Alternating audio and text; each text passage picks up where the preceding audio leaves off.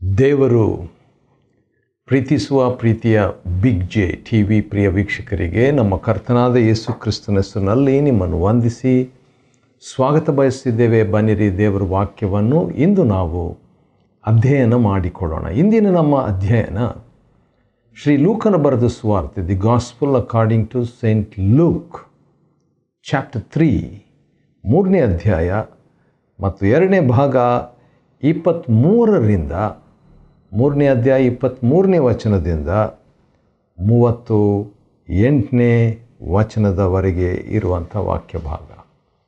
ಲೂಕ್ಸ್ gospel chapter 3 verse 23 to 38. ಈ 2ನೇ ಭಾಗದಲ್ಲಿ, 3ನೇ ಅಧ್ಯಾಯದ 2ನೇ ಭಾಗದಲ್ಲಿ ನಾವು ಅಧ್ಯಯನ ಮಾಡಿಕೊಳ್ಳಿರುವಂಥ ವಿಷಯ ಏನಂತ ಹೇಳಿದರೆ, ಹೌದು, ವಂಶಾವಳಿ ಇದರಲ್ಲಿದೆ, ಆದರೂ ಕೂಡ ಚರಿತ್ರೆಯನ್ನು ಬದಲಾಯಿಸಿದಂಥ ಆ ಮಹಾಭಕ್ತರ ಬಗ್ಗೆ ನಾವು ಇಲ್ಲಿ ನೋಡ್ಬೋದು. ಬಹಳ ಹೆಸರುಗಳಿದೆ, ಆದರೆ ಅದರಲ್ಲಿ ನಾನು ಒಂದು 12 ಹೆಸರುಗಳನ್ನು ಮಾತ್ರ ನಿಮ್ಮ ಮುಂದೆ ಇಡ ಬಯಸ್ತೇನೆ ರೀ. ಮೊಟ್ಟ ಮೊದಲನೇ ಹೆಸರು 23ನೇ ವಚನ ಮತ್ತು ಪ್ರಾರಂಭದಲ್ಲಿ, 3ನೇ ಅಧ್ಯಾಯ 23ನೇ ವಚನದ ಪ್ರಾರಂಭದಲ್ಲಿ ಯೇಸು ಸೇವೆಯನ್ನು ಪ್ರಾರಂಭ ಮಾಡಿದಾಗ ಹೆಚ್ಚು ಕಡಿಮೆ ಸುಮಾರು 30 ವರ್ಷದವರಾಗಿದ್ದರು ಅಂತ ಹೇಳ್ಬಿಟ್ಟು. ಹಾಗಾದರೆ ಯೇಸು ಕ್ರಿಸ್ತನು ಲೋಕ ಚರಿತ್ರೆಯನ್ನು ಬದಲಾಯಿಸಿದಂಥ 12 ಹೆಸರುಗಳು ಈ ವಂಶಾವಳಿಯಲ್ಲಿದೆ. ಅದರಲ್ಲಿ ಮೊದಲನೇದಾಗಿ ಯೇಸು ಕ್ರಿಸ್ತನ ಹೆಸರು. ಹೌದು, ಚರಿತ್ರೆಯನ್ನೇ 2 ಭಾಗ, ಕ್ರಿಸ್ತ ಶಕ, ಕ್ರಿಸ್ತ ಪೂರ್ವ. ಕ್ರಿಸ್ತ ಪೂರ್ವ ಬಿಫೋರ್ ಕ್ರೈಸ್ಟ್, ಕ್ರಿಸ್ತ ಶಕ in the year of the lord ಎಂಬುದಾಗಿ, BC AD ಎಂಬುದಾಗಿ ಲೋಕದ ಒಂದು ಕಾಲವನ್ನೇ ವಿಭಾಗಿಸಿದಂಥ ವ್ಯಕ್ತಿ ಯೇಸು ಕರ್ತನು. ಹೌದು, ಆತನು ಕೇವಲ ಚರಿತ್ರೆಯ ವ್ಯಕ್ತಿ ಮಾತ್ರವಲ್ಲ, ಆತನು ಒಳ್ಳೆಯ ಸುಧಾರಕನು ಮಾತ್ರವಲ್ಲ, ಆತನು ಒಬ್ಬ ಒಳ್ಳೆಯ ಬೋಧಕನು ಮಾತ್ರವಲ್ಲ, ಆತನು ಕೇವಲ ಒಳ್ಳೆ ಮನುಷ್ಯ, ನೀತಿವಂತನು ಎಂಬುದು ಮಾತ್ರ ಅಲ್ಲ. ರೋಮ 6ರಲ್ಲಿ ಆತನು ನಿರಂತರವೂ ಸ್ತುತಿ ಹೊಂದತಕ್ಕ ದೇವರು. ಹೌದು, 1ನೇ ಯೋಹಾನ 5ನೇ ಅಧ್ಯಾಯದಲ್ಲಿ ಸತ್ಯ ದೇವರು, ಆತನು ನಿತ್ಯ ಜೀವವು ಆಗಿರುವುದು ಆತನು. ತೀತ 2ರಲ್ಲಿ ಆತನು ಮಹಾದೇವರು. ಹೌದು, ಆ ರೀತಿಯಾಗಿ ನೋಡುವಾಗ ಯೋಹಾನ 1ರಲ್ಲಿ ಕೂಡ ಸ್ವತಃ ಆತನು ದೇವರು, 18ನೇ ವಚನದಲ್ಲಿ. ಆ ರೀತಿಯಾಗಿ ನೋಡುವಾಗ ಯೇಸು ಕ್ರಿಸ್ತನು ಕೇವಲ ಒಬ್ಬ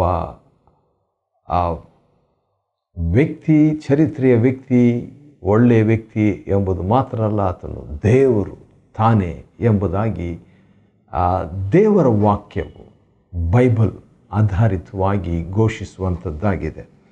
ಸರಿ, ಇದು 12 ವ್ಯಕ್ತಿಗಳಲ್ಲಿ ಮೊದಲನೆಯದು ಯೇಸು ಕರ್ತನ ವಿಷಯವಾಗಿ ಲೂಕನ ಬರೆದ ಸುವಾರ್ತೆ 3ನೇ ಅಧ್ಯಾಯದ 23ರಿಂದ ನಾವು ಅಧ್ಯಯನ ಮಾಡಿಕೊಳ್ಳುವಾಗ ಲೋಕ ಚರಿತ್ರೆಯನ್ನೇ ಬದಲಾಯಿಸಿದಂಥ 12 ಹೆಸರುಗಳನ್ನು, ಅನೇಕ ಹೆಸರುಗಳಲ್ಲಿ 12 ನಾವು ನೋಡ್ತಿದ್ದೇವೆ. ಅದರಲ್ಲಿ ಮೊದಲನೆಯದು ಯೇಸು ಕ್ರಿಸ್ತನ ಹೆಸರು.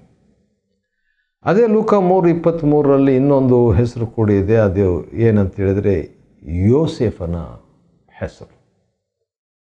ಯೋಸೇಫ, ಹೊಸ ಒಡಂಬಡಿಕೆ ಯೋಸೇಫನ ವಿಷಯವಾಗಿ ನೋಡುವಾಗ ಮತ್ತಾಯನ ಬರೆದ ಸುವಾರ್ತೆ 1ನೇ ಅಧ್ಯಾಯದಲ್ಲಿ ಈ ಯೋಸೇಫನು ಮೊಟ್ಟ ಮೊದಲನೇದಾಗಿ ಹೊಸ ಒಡಂಬಡಿಕೆ ನೀತಿವಂತನು ಎಂಬುದಾಗಿ ಕರೆದಿರುವಂಥ ವ್ಯಕ್ತಿ ಯೋಸೇಫನೇ. ಯೋಸೇಫ ಅಂತ ಹೇಳಿದರೆ ಆತನು ಕೂಡಿಸುವವನು, ಸೇರಿಸಿಕೊಳ್ಳುವವನು. ಯಾವ ರೀತಿಯಾಗಿ ದೇವದೂತನು ಮರಿಯಳನ್ನು ನೀನು ಸೇರಿಸಿಕೊಳ್ಳಬೇಕು ಎಂಬುದಾಗಿ ಹೇಳಿದಾಗ ಯೋಸೇಫನು ಯೋಸೇಫನಾಗಿಯೇ ಇದ್ದಂಥದ್ದನ್ನು ನೋಡ್ತೇವೆ. ಸೇರಿಸಿಕೊಳ್ಳುವಾತನ ಅಥವಾ ಕೂಡಿಸುವಂಥವನು, ಸೇರಿಕೊಳ್ಳುವಾತನು, ಜೊತೆಗಿರುವಾತನೆಂಬುದಾಗಿ ಚರಿತ್ರೆಯನ್ನು ಯೋಸೇಫನು ಕೂಡ ಮುಖ್ಯ ಒಂದು ಭಾಗ ಆತನಿಗೆ ಆಗಿತ್ತು. ಇನ್ನೊಂದು ಹೆಸರು 27ನೇ ವಚನದಲ್ಲಿ ಜೆರುಬ್ಬಾಬೆಲ್ನ ವಿಷಯವಾಗಿ ನನಗೆ ಭಾಳ ಇಷ್ಟ. ಯಾಕಂದರೆ ಜಕರಿಯ 4ನೇ ಅಧ್ಯಾಯದಲ್ಲಿ ದೇವರು ಜೆರುಬ್ಬಾಬೆಲ್ನ ಅಥವಾ ಯೆರುಬ್ಬಾಬೆಲ್ನ ಬಗ್ಗೆ ನೋಡುವಾಗ ಅಂದ ಹಾಗೆ ಯೆರುಬ್ಬಾಬೆಲ್ ಅಥವಾ ಜೆರುಬ್ಬಾಬೆಲ್ ಅಂತ ಹೇಳಿದರೆ ಆ ಹೆಸರಿನ ಅರ್ಥ ಏನೆಂದರೆ ಬಾಬೇಲಿನಿಂದ ಇಳಿದು ಬಂದಾತನು, ಡಿಸೆಂಡೆಡ್ ಫ್ರಮ್ ಬ್ಯಾಬಿಲೋನ್. ಹೌದು, ಒಂದು ರೀತಿಯಿಂದ ಬಾಬೇಲಿನಿಂದ ಯೆರೂಸಲೇಮಿಗೆ ಬಂದಂಥ ವ್ಯಕ್ತಿ ಈ ಯೆರುಬ್ಬಾಬೆಲ್ನು ಅಥವಾ ಜೆರುಬ್ಬಾಬೆಲ್ನು. ಹೌದು, ಎಜ್ರನು ಜನರನ್ನು ಕಟ್ಟಿದನು, ನೆಹಮಯನು ಗೋಡೆಯನ್ನು ಕಟ್ಟಿದನು. ಆದರೆ ಯೆರುಬ್ಬಾಬೆಲ್ನು ಹೌದು, ಆತನು ಆಲಯವನ್ನೇ ಕಟ್ಟುವಂತೆ ದೇವರು ಅವನನ್ನು ಉಪಯೋಗಿಸಿದ್ದು ಆಶ್ಚರ್ಯ. 3ನೇ ಹೆಸರು 12 ವ್ಯಕ್ತಿಗಳು ಈ ವಂಶಾವಳಿಯಲ್ಲಿ ಲೋಕ ಚರಿತ್ರೆಯನ್ನೇ ದೊಡ್ಡ ರೀತಿಯಲ್ಲಿ ಬದಲಾಯಿಸಿದಂಥ ವ್ಯಕ್ತಿಗಳನ್ನು ನಾವು ನೋಡಿಕೊಳ್ತೇವೆ. History makers. ಲೋಕ 3:23 ಇರುವಂಥ ವಚನದಲ್ಲಿ ಯೇಸು ಕ್ರಿಸ್ತನನ್ನು ನೋಡಿದೆವು, ಯೋಸೇಫನನ್ನು ನೋಡಿದೆವು, ಜೆರುಬ್ಬಾಬೆಲ್ನ ನೋಡಿದ್ವಿ. ಈಗ 23ನೇ ಅಧ್ಯಾಯ 31ನೇ ವಚನದಲ್ಲಿ ದಾವೀದನು ಕೂಡ ಲೋಕ ಚರಿತ್ರೆಯನ್ನು ಬದಲಾಯಿಸಿದಂಥ ವ್ಯಕ್ತಿ.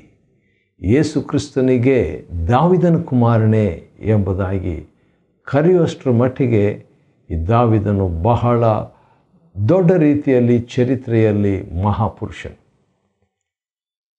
ಇದೇ 3ನೇ ಅಧ್ಯಾಯದಲ್ಲಿರುವಂಥ ವಂಶಾವಳಿ, ಯೇಸು ಕ್ರಿಸ್ತನ ವಂಶಾವಳಿಯ ಬಗ್ಗೆ ನಾವು ನೋಡಿಕೊಳ್ಳುವಾಗ ಲೂಕ 3ರಲ್ಲಿ ಅದನ್ನೇ ಮತ್ತಾಯ 1ರಲ್ಲಿ ನೋಡಿಕೊಳ್ಳುವಾಗ ಸ್ವಲ್ಪ ವ್ಯತ್ಯಾಸವಾಗಿದೆ. ಆದರೆ ದಾವೀದನ ಹೆಸರು 1ನೇ ವಚನ ಮತ್ತಾಯ 1:1ರಲ್ಲಿ ಇರುವಂಥದ್ದನ್ನು ನೋಡ್ಬೋದು. ಮತ್ತಾಯನ ವಂಶಾವಳಿಯಲ್ಲಿ ಅಬ್ರಹಾಮನಿಂದ ಯೇಸು ಕ್ರಿಸ್ತನವರೆಗೆ ಇದೆ ಮತ್ತಾಯನ ವಂಶಾವಳಿಯಲ್ಲಿ. ಆದರೆ ಲೂಕ 3ರಲ್ಲಿರುವಂಥ ವಂಶಾವಳಿಯಲ್ಲಿ ಯೇಸು ಕ್ರಿಸ್ತನಿಂದ ಆದಾಮನವರೆಗೆ ಇರುವಂಥದ್ದು. ಮತ್ತಾಯ 1ರಲ್ಲಿ ಅಬ್ರಹಾಮನಿಂದ ಯೇಸು ಕ್ರಿಸ್ತನವರೆಗೆ, ಆದರೆ ಲೂಕ 3ರಲ್ಲಿ ಯೇಸು ಕ್ರಿಸ್ತನಿಂದ ಆದಾಮನವರೆಗೆ ಇರುವಂಥ ವಂಶಾವಳಿ ನೋಡ್ತೇವೆ. ಮತ್ತಾಯನು ಹೌದು ನ್ಯಾಯಬದ್ಧವಾಗಿ ವಂಶಾವಳಿಯನ್ನು ಕೊಡುವಾಗ ಲೂಕನು ಸ್ವಾಭಾವಿಕವಾಗಿ ನ್ಯಾಚುರಲ್ ಆಗಿ ಕೊಡುವಾತನಾಗಿದ್ದಾನೆ. ಮತ್ತಾಯನು ಯೇಸು ಕ್ರಿಸ್ತನ ಅರಸುತನವನ್ನು, ರಾಜತನವನ್ನು ಕೇಂದ್ರಿಸಿ ಹೇಳುವಾಗ ಲೂಕನು ಯೇಸು ಕ್ರಿಸ್ತನ ಮಾನವತ್ವವನ್ನು, ಆತನು ಮನುಷ್ಯನು ಮನುಷ್ಯಪುತ್ರನು ಎಂಬಂಥದ್ದನ್ನು ಸ್ಪಷ್ಟಪಡಿಸುವಾತನಾಗಿದ್ದಾನೆ. ಹೌದು, ಮತ್ತಾಯನ ಸುವಾರ್ತೆಯಲ್ಲಿ ವಂಶಾವಳಿಯಿಂದ ಯೇಸುವಿನ ಜನನ ನಾವು ನೋಡ್ತೇವೆ. ಆದರೆ ಲೂಕ ನಾವು ನೋಡುವಾಗ ಜನನದಿಂದ ವಂಶಾವಳಿಗೆ. ಆಶ್ಚರ್ಯ ಅಲ್ವಾ? ಸರಿ, ದಾವೀದನ ಬಗ್ಗೆ ನಾವು 3ನೇ ಅಧ್ಯಾಯ 31ನೇ ವಚನದಲ್ಲಿ ನಾವು ನೋಡುವಾಗ ಯೇಸು ಕ್ರಿಸ್ತನ ಅಥವಾ ದೇವರಿಂದ ಸಾಕ್ಷಿ ಹೊಂದಿದ ವ್ಯಕ್ತಿ ದಾವೀದನು. ಯಾಕಂದರೆ ಅಪೊಸ್ತಲಕೃತ್ಯ 13:22ರಲ್ಲಿ ದಾವೀದನು ನನಗೆ ಸಿಕ್ಕಿದನು, ನನ್ನ ಇಷ್ಟವನ್ನು ನೆರವೇರಿಸುವ ಆತನೆಂಬುದಾಗಿ ದೇವರು ದಾವೀದನ ವಿಷಯದಲ್ಲಿ ಸಾಕ್ಷಿ ಕೊಡುವಂಥದ್ದನ್ನು ಅಪೊಸ್ತಲಕೃತ್ಯ 13:22ರಲ್ಲಿ ನಾವು ನೋಡಬಹುದು. ಬೋವಾಜನ ಬಗ್ಗೆ ನಾವು ನೋಡುವಾಗ ಚರಿತ್ರೆ ಇನ್ನೇನು ಮುಗೀತೇನೋ ಇಸ್ರಾಯೇಲರ ಚರಿತ್ರೆ ಎಂಬಂಥ ರೀತಿಯಲ್ಲಿ ಇದ್ದಂಥ ವೇಳೆಯಲ್ಲಿ ಬೋವಾಜನು ರೂತಳ ಬಗ್ಗೆ ನಾವು ನೋಡುವಾಗ ಯೇಸು ಕ್ರಿಸ್ತನು ದಾವಿದನ ಒಂದು ಜನನ ಮತ್ತು ಯೇಸು ಕ್ರಿಸ್ತನ ಆ ಒಂದು ವಂಶಾವಳಿಗೆ ಯಾವ ರೀತಿಯಾಗಿ ಒಬ್ಬ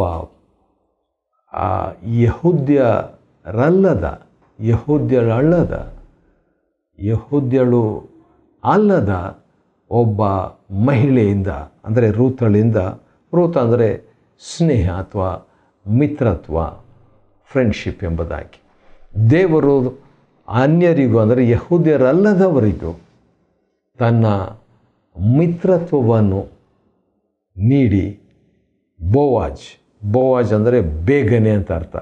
ಬೇಗನೆ ಯೇಸು ಕ್ರಿಸ್ತನನ್ನು ದಾರಿ ತಪ್ಪಿದಂಥವ್ರನ್ನು ಬೇಗನೆ ದಾರಿಗೆ ನಡೆಸಿ, ಇನ್ನೇನು ನವಮಿ ತನ್ನ ಒಂದು ನಿರೀಕ್ಷೆಯನ್ನು ಕಳ್ಕೊಂಡಂಥ ಒಂದು ಪರಿಸ್ಥಿತಿಯಲ್ಲಿ ಗಂಡ ಸತ್ತು ಹೋದ, ಮಕ್ಕಳು ಸತ್ತು ಹೋದರು, ಇನ್ನೇನಿಲ್ಲ ಮುಗೀತು, ನನ್ನ ವಂಶಾವಳಿ ಮುಗಿತೇನೋ ಎಂಬಂಥ ರೀತಿಯಲ್ಲಿದ್ದಂಥ ವೇಳೆಯಲ್ಲಿ ಬೋವಾಜ್ ಅಂದರೆ ಅರ್ಥ ಬೇಗನೆ ದೇವರು ತನ್ನ ಸ್ನೇಹತ್ವವನ್ನು, ರೂತಳಂದರೆ ಸ್ನೇಹತ್ವವನ್ನು ತೋರಿಸಿದರ ಕತೆ. ಹೌದು, ಅದು ಚರಿತ್ರೆಯ ಒಂದು ಬದಲಾವಣೆ. 34ನೇ ವಚನ, ಲೂಕನ್ ಬರೆದ ಸುವಾರ್ತೆ 3ನೇ ಅಧ್ಯಾಯದ 34ನೇ ವಚನದಲ್ಲಿ ಯಾಕೋಬನ ಬಗ್ಗೆ ಇದೆ. ಯಾಕೋಬನ್ ಅಂತ ಹೇಳಿದರೆ ಆತನು ಹಿಮ್ಮಡಿ ಹಿಡಿಯುವವನು, ಹೀಲ್ ಕ್ಯಾಚರ್. ಹೌದು, ಇನ್ನೊಂದು ರೀತಿಯಿಂದ ನೋಡೋದಾದರೆ ಮೋಸಗಾರನಂತ ಕೂಡ ಹೇಳ್ಬೋದು. ಆದರೆ ಆ ರೀತಿಯಾಗಿ ಹೇಳೋಕ್ಕಿಂತಲೂ ಹಿಡಿಯುವವನು, ಒನ್ ಹೂ ಗ್ರ್ಯಾಪ್ಸ್ ಆರ್ ಹಿಡ್ಕೊಳ್ಳುವಂಥವನು, ಬೆನ್ನಟ್ಟುವಂಥವನು. ಆ ರೀತಿಯಾಗಿ ನೋಡುವಾಗ ಆಶೀರ್ವಾದಕ್ಕೆ ಬೆನ್ನು ಹಟ್ಟಿದ. ಹೌದು, ಈ ಯಾಕೋಬನು ಅಣ್ಣನ ಅದಕ್ಕೆ ಬೆನ್ನಟ್ಟಿದ. ಕೊನೆಗೆ ದೇವರ ಆಶೀರ್ವಾದಕ್ಕೆ ಬೆನ್ನಟ್ಟಿ ದೇವರನ್ನೇ ಹಿಡ್ಕೊಂಡ್ಬಿಡ್ತಾನೆ. ವಾವ್! ಹೌದು, ಒಂದು ಭೌತಿಕ ಆಶೀರ್ವಾದವನ್ನು ಹಿಡಿಯೋದರಿಂದ ಪ್ರಾರಂಭವಾಗಿ ಕೊನೆಗೆ ಅವನು ದೇವರನ್ನೇ ಹಿಡ್ಕೊಂಡು, ದೇವರನ್ನೇ ಅಂಟಿಕೊಂಡು, ದೇವರಿಗೆ ಅಂಟಿಕೊಂಡು, ದೇವರೇ ನನ್ನನ್ನು ಆಶೀರ್ವದಿಸಿದ ಹೊರತು ನಿನ್ನನ್ನು ಬಿಡೋದಿಲ್ಲ ಎಂಬ ಮಟ್ಟಿಗೆ ಬಂದಂಥ ಅವನ ಜೀವನವೇ ಬದಲಾಯಿತು, ಚರಿತ್ರೆ ಕೂಡ ಬದಲಾಯಿತು. ಯಾಕಂದರೆ ದೇವರು ಯಾಕೋಬನ, ಇನ್ನು ಮುಂದೆ ನೀನು ಯಾಕೋಬನಲ್ಲ, ಇಸ್ರಾಯೇಲ್. ಇವತ್ತಿನ ದಿವಸ ಆ ದೇಶದ ಹೆಸರು ಯಾಕೋಬಲ್ಲ, ಇಸ್ರೇಲ್. ಆದ ಕಾರಣ ಹೌದು, ಲೋಕ ಚರಿತ್ರೆಯನ್ನು ಬದಲಾಯಿಸಿದಂಥ ಮಹಾಭಕ್ತಾದಿಗಳಲ್ಲಿ ಈ ಯಾಕೋಬನು ಕೂಡ ಒಬ್ಬ ವ್ಯಕ್ತಿಯಾಗಿ ಇರುವಂಥದ್ದು ಆಶ್ಚರ್ಯ. ಅದು ಗಮನಾರ್ಹವಾದದ್ದು, ರಿಮಾರ್ಕಬಲ್ ಒನ್. ಅದೇ 3ನೇ ಅಧ್ಯಾಯ ಲೂಕನ್ ಬರೆದ ಸುವಾರ್ತೆ 34ನೇ ವಚನದಲ್ಲಿ ಇಸಾಕನ ಬಗ್ಗೆ ಕೂಡ ನಾವು ನೋಡ್ತೇವೆ ರೀ. ಇಸಾಕನಂದರೆ ನಗು, ಚರಿತ್ರೆಯಲ್ಲಿ ನಗುವನ್ನು ತಂದಂಥ ವ್ಯಕ್ತಿ. ಹತ್ರ 100 ವರ್ಷ ಮಕ್ಕಳೇ ಇಲ್ಲದ ಒಂದು ಸ್ಥಿತಿಗತಿಯಲ್ಲಿ ಇದ್ದಂಥ ದಂಪತಿಗಳಿಗೆ ಹುಟ್ಟಿದಂಥ ವ್ಯಕ್ತಿ ಇಸಾಕನ್. ನಗುವನ್ನು ತಂದನು, ಖುಷಿಯನ್ನು ತಂದನು, ಸಂತೋಷವನ್ನು ತಂದನು. ಹೌದು, ಅವನು ಬಿತ್ತಿದಂಥ, ಅದು ಕ್ಷಾಮ ಕಾಲದಲ್ಲಿ ಬರಗಾಲ ಇದ್ದಂಥ ವೇಳೆಯಲ್ಲಿ ಬಿತ್ತಿದಾಗ ದೇವರು ಇಸಾಕನ ಬಿತ್ತನೆಯನ್ನು ಆಶೀರ್ವದಿಸಿ 100ರಷ್ಟು ಫಲವನ್ನು ಕೊಟ್ಟನು. ಆ ದೇವರು, ಆತನು ಇಂದಿಗೂ ಬದಲಾಗದ ದೇವರು, ಒಂದೇ ರೀತಿಯಾಗಿರುವ ಆತ ಕ್ಷಾಮ ಕಾಲದಲ್ಲಿಯೂ ಕೂಡ ಸಮೃದ್ಧಿಯನ್ನು ಕೊಡುವ ದೇವರು. ಆತ ನಾಮಕ್ಕೆ ಸ್ತೋತ್ರವಾಗಲಿ. ಇನ್ನೊಂದು ಹೆಸರು ಕೂಡ ನಾವು ಮರಿಬಾರ್ದು, ದೊಡ್ಡ ಹೆಸರು ಇದು. ಲೂಕನ್ ಬರೆದ ಸುವಾರ್ತೆ 3ನೇ ಅಧ್ಯಾಯದ 34ನೇ ವಚನದಲ್ಲಿ ಅಬ್ರಹಾಮನು. ಅಂದ ಹಾಗೆ ನಾವು ಹಿಸ್ಟ್ರಿ ಮೇಕರ್ಸ್, ಚರಿತ್ರೆಯನ್ನು ರೂಪಿಸಿದಂಥ 12 ಮಹಾಭಕ್ತರ ಬಗ್ಗೆ ನಾವು ನೋಡ್ಕೊಳ್ತಾ ಇದ್ವಿ. ಲೂಕನ ಬರೆದ ಸುವಾರ್ತೆ 3ನೇ ಅಧ್ಯಾಯ 23ರಿಂದ ಇರುವಂಥ ವಚನದಲ್ಲಿ 34ನೇ ವಚನದಲ್ಲಿ ಅಬ್ರಹಾಮನ ಬಗ್ಗೆ ನಾವು ನೋಡ್ತೇವೆ. ಅಬ್ರಹಾಮನ ಚರಿತ್ರೆ ಖಂಡಿತವಾಗಿ ಭಾಳ ದೊಡ್ಡ ಚರಿತ್ರೆ, ದೊಡ್ಡ ಬದಲಾವಣೆ. ಆದಿಕಾಂಡ 12ರಲ್ಲಿ ದೇವರು ಅವನಿಗೆ ಕಾಣಿಸಿಕೊಂಡು ಅವನನ್ನು ಆಶೀರ್ವದಿಸಿ, ನೀನು ಆಶೀರ್ವಾದ ನಿಧಿಯಾಗಿರ್ತಿ ಅಂತ ಹೇಳ್ಬಿಟ್ಟು, ನಾನು ನಿನ್ನನ್ನು ಭೂಲೋಕದ ಎಲ್ಲ ಕುಟುಂಬಗಳಲ್ಲಿ ನಿನ್ನನ್ನು ದೊಡ್ಡ ವ್ಯಕ್ತಿಯಾಗಿ ಮಹಾಪುರುಷನಾಗಿ ಮಾಡ್ತೀನಿ ಅಂತ ಹೇಳ್ಬಿಟ್ಟು ಅಬ್ರಹಾಮನಿಗೆ ಆಶೀರ್ವಾದ ಬಂತು. ಆಶೀರ್ವಾದವು ಹೌದು ನಿಶ್ಚಯವಾಗಿ ಯೇಸು ಕ್ರಿಸ್ತನ ಮುಖಾಂತರವಾಗಿ ಬಂದಂಥ ಆಶೀರ್ವಾದ. ಗಲಾತ್ಯ 3, 13, 14, 15ರಲ್ಲಿ ಅದನ್ನು ನೋಡ್ತೇವೆ. ಸರಿ, 36ನೇ ವಚನ ಲೂಕನ ಬರೆದ ಸುವಾರ್ತೆ 3:36ರಲ್ಲಿ ನೋಹನು ವಾವ್, ನನಗೆ ಭಾಳ ಫೇವ್ರೆಟ್ ವ್ಯಕ್ತಿ ಬೈಬಲ್ನಲ್ಲಿ ನೋಹನು. 6ನೇ ಅಧ್ಯಾಯ 9ನೇ ವಚನದಲ್ಲಿ ನೋಡುವಾಗ ನೋಹನು ನೀತಿವಂತನಾಗಿದ್ದ, ತನ್ನ ಕಾಲದವರಲ್ಲಿ ತಪ್ಪಿಲ್ಲದವನಾಗಿ ನಡ್ಕೊಂಡ, ದೇವರ ಅನ್ಯೋನ್ಯತೆಯಲ್ಲಿ ನಡ್ಕೊಂಡ, ಆತನು ನಿರ್ದೋಷಿಯಾಗಿ ಇದ್ದಂಥ ವ್ಯಕ್ತಿಯಾಗಿದ್ದನು. ದೇವರು ಅವನ ವಿಷಯದಲ್ಲಿ ಈಗಿನ ಕಾಲದವರು ನೀನೊಬ್ಬನೇ ನೀತಿವಂತನಾಗಿ ನೀನು ನಡೆಯೋದನ್ನು ನೋಡಿದ್ದೇನಂತ ದೇವರು ಆದಿಕಾಂಡ 7ನೇ ಅಧ್ಯಾಯದಲ್ಲಿ ನೋಹನ ವಿಷಯದಲ್ಲಿ ಸಾಕ್ಷಿ ಕೊಡುವಂಥದ್ದನ್ನು ನೋಡಿಕೊಳ್ಳಬಹುದು. ಮಹಾಭಕ್ತನು ಹನೋಕನು ಕೂಡ ಭಾಳ ಭಕ್ತಿವಂತನಾದ ವ್ಯಕ್ತಿ. ಯಾಕಂದರೆ ದೇವರ ಸಂಗಡ ನಡೆದಂಥ ವ್ಯಕ್ತಿ. ದೇವರು ಅವನು ಒಂದು ದಿನ ವಾಕಿಂಗ್ ಹೋಗ್ತಾ ಹಾಗೆ ದೇವರ ಹತ್ರ ಹೋಗ್ಬಿಟ್ಟ. 106 ವರ್ಷಗಳು ದೇವರೊಂದಿಗೆ, ಸುಮಾರು 300 ವರ್ಷಗಳು ಆತನು ದೇವರ ಮಾರ್ಗದಲ್ಲಿ, ದೇವರ ಅನ್ಯೋನ್ಯತೆಯಲ್ಲಿ ನಡೆದಂಥ ವ್ಯಕ್ತಿಯಾಗಿದ್ದನು. ಅನಂತರ ಸೇತನ ಬಗ್ಗೆ ನಾವು ನೋಡ್ತೇವೆ. ಹೌದು, ಬದಲಿಯಾಗಿ ನೇಮಕವಾದಂಥ ವ್ಯಕ್ತಿ ಸೇತನು. ಕೊನೆಗೆ ಆದಾಮನ ಬಗ್ಗೆ ಹೇಳುವಾಗ ಆದಾಮನು ದೇವರ ಮಗನು. ಆದಾಮನಿಂದ ನೋಹನವರೆಗೆ ಇರುವಂಥ 10 ಈ ನಾಯಕರು, 10 ತಲೆಮಾರುಗಳ ಬಗ್ಗೆ ನೋಡುವಾಗ ಒಂದೊಂದು ಹೆಸರನ್ನು ನಾವು ತಗೊಂಡ್ರೆ ಏನಾಗ್ತದೆ, ಅಲ್ಲಿ ಸುವಾರ್ತೆ ಬರ್ತದೆ ರೀ. ಆದಾಮ ಮನುಷ್ಯನು, ಸೇತು ನೇಮಕವಾಗಿದ್ದಾನೆ, ಏನೋಷನು ಮರಣಕ್ಕೆ, ಆದರೆ ಕೆನಾನ್ ದುಃಖಿತನಾದ ಮನುಷ್ಯನಿಗೆ, ಮಹಲಲೇಲ್ ಅಂತ ನೋಡುವಾಗ ಆ ಮಹಾದೇವರು ಬಂದನು. ಜಾರೇದ್ ಕೆಳಗಿಳಿದು ಬರ್ತಾನೆ. ಹೌದು, ಈನಕ್ ಅಥವಾ ಹನೋಕನ್ ಅಂದರೆ ಮಹಾದೇವರು ಬಂದು ಬೋಧಿಸ್ತಾನೆ. ಆನಂತರ ನೋಡುವಾಗ ಮೆತುಸೆಲ ಅಂತ ಹೇಳಿಬಿಟ್ಟಾಗ ಆತನ ಮರಣವು ತರುತ್ತದೆ. ಯಾರಿಗೆ? ಲಾಮೇಕ್ ಅಂತ ಹೇಳಿದರೆ ನಿರಾಶೆಯಾಗಿದ್ದಂಥವರಿಗೆ. ಏನು ತರುತ್ತದೆ ನಿರಾಶೆಯಾಗಿದ್ದಂಥವರಿಗೆ? ನೋಹ ಅಂದರೆ ವಿಶ್ರಾಂತಿಯನ್ನು ತರುತ್ತದೆ. ನೋಡ್ರಿ, ಇಡೀ ಸುವಾರ್ತೆಯ ಆದಾಮನಿಂದ ನೋಹನವರೆಗೆ ಇರುವಂಥ 10 ಹೆಸರುಗಳಲ್ಲಿ ಮನುಷ್ಯನು ನೇಮಕವಾಗಿದ್ದಾನೆ ಮಾರಣಾಂತಿಕವಾದಂಥ ದುಃಖಕ್ಕೆ. ಆದರೆ ಮಹಾದೇವರು ಇಳಿದು ಬಂದು ಬೋಧಿಸುವನು.